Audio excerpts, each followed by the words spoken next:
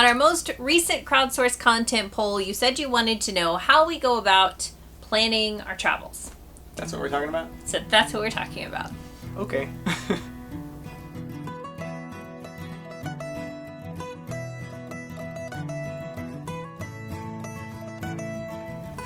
So I wouldn't call us planners by any stretch of the imagination. I would say we're unplanners is probably a better... Yeah, I like unplanning. We're unplanners. We're unplanners. So, but granted, we do have to plan every now and then. And we don't really plan. We kind of come up with ideas. Yes. Yeah. So for us, it definitely all starts with an idea. So instead of just going through some sort of hypothetical thing, we figured why not just share how our route became our route last year and how our plans became our plans. Yeah. So we're going to tell you about our 2014 travels, not really tell you about our travels, but how we came up with our route and why we decided to go where we decided to go. That's a good idea. Yeah. We plan about twice a year. Yes. Yeah. In the summer, we wonder, where are we going to be in the winter? And in the winter, we wonder, where are we going to be in the summer? So that's about the extent of our planning. It's very elaborate. Last winter, we were sitting in the holidays in Dallas, Texas with family thinking, what are we going to do all of 2014? Right.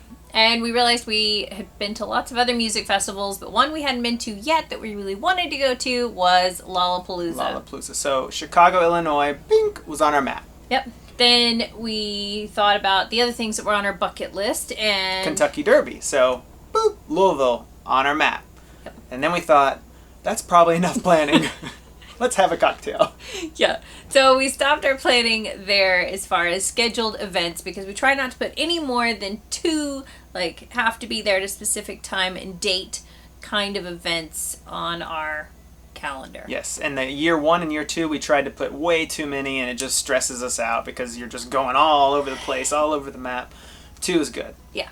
Yeah. And the good thing about choosing an event like the Derby or a big event like a music festival is you have a date. Yeah. So now we're in Dallas, it's January 1st, and we're thinking, okay, we have January, February, March, April, 4 months to get to Louisville. For the Derby. So then we start looking at the map and we look at what's along the way that we haven't explored yet. And one town we hadn't really explored that we wanted to was Birmingham, Alabama. So that got added to the map. Yeah, so now we've got one more place on our map. And then we were looking through our listings of Harvest Hosts, and there were 2 in South Carolina, which were kind of a long route, so we decided to add those. And then we found out that Asheville and Knoxville and Boone were all kind of along the way, so we added those into our stop. At that point, we had kind of a nice little amount of destinations on the way to Louisville for the Kentucky Derby. And then after that, we had known about Bardstown from our friends Two for the Road. They had done a cool bourbon video, so we thought, well, we need to go there, and that was our next stop. We'd probably need service on the RV. Yep.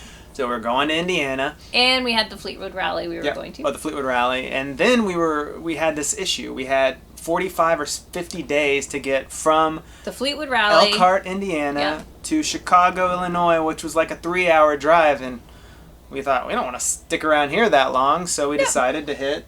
We decided to do Michigan Sunset Coast. Yes, so we decided to do the Sunset Coast and then come back along through Wisconsin and end up back in Illinois for Lollapalooza. Yeah, so it all just kind of flows and it has a natural progression, and we find that it usually works out for us. Yeah, and we try to leave plenty of wiggle room in between each destination because we like to do a lot of just like one day and each little random town along the way. So we'll use truck stops, rest areas. I didn't think we were getting into that yet. Oh, well, shoot, I thought that's what we were doing. Oh, man, we'll take a break. We'll be right back.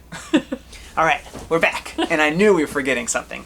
What was it? Dates and events to avoid while you're traveling. So as we're making this list of places to go and destinations, you want to remember what holidays are coming up. Yeah, as a full-timer, you often forget. Like, we get somewhere and it's crowded and we're thinking, what the heck are these people doing? It's Monday. Well, it could be Memorial Day or Spring Break. Yeah, Labor Day.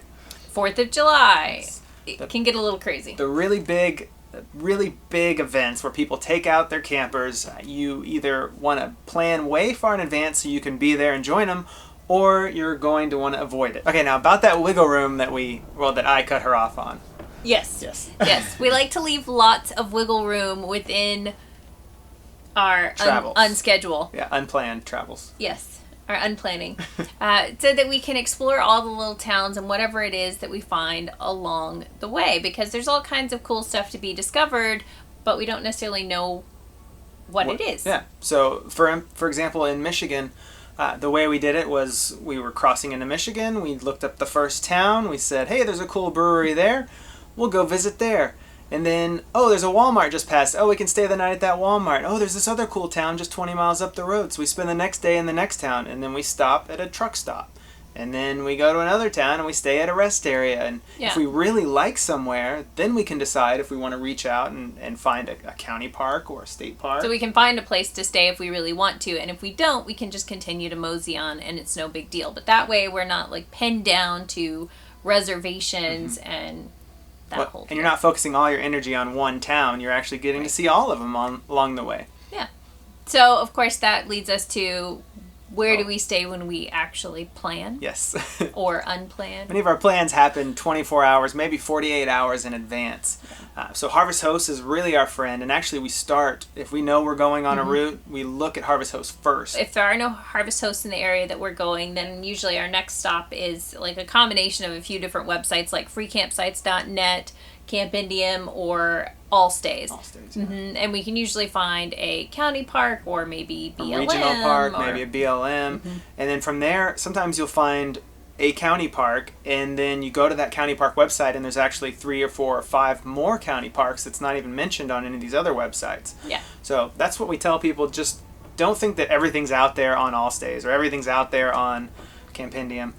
You have to dig a little deeper. Right. There really isn't one dedicated, perfect website that has everything. It really kind of does require multiple sites. So I think that's it, really. I mean, because we don't actually plan, so there's really not a ton to tell you other than we pick a few destinations and go for it. Yeah. So the freedom of travel and RVing is why we like the whole RV lifestyle, is because we don't have to plan. We can just roll up and sleep in our in our house and park it in front of wherever the heck we want to park it in front of. Yeah, because it doesn't require a flight to be booked and hotels and hard planning and scheduling. You kind of can just roll with the punches, and that's wing it. Yeah, that's why we like it so much. We will give a lot more detailed information, or I guess maybe more organized information on the article on our website, because I know we rambled, but... Right, but it is kind of the art of unplanning and rolling with the punches. And while maybe we don't always have a plan, we definitely have resources that we use. Like some of the sites that we mentioned, we have some other apps that we use along the way, and we will list all of those with links in the post. Yes, in the post. So, by the way, if you like, let us know what you think about this camera and the audio, because we're testing everything today, so that's why it's kind of a simple video. Hopefully it looks good. Hopefully it sounds good. New toys. Yeah, but we'll see you on the road. Is that what we're doing? Yeah. Yeah. See you on the road. See ya.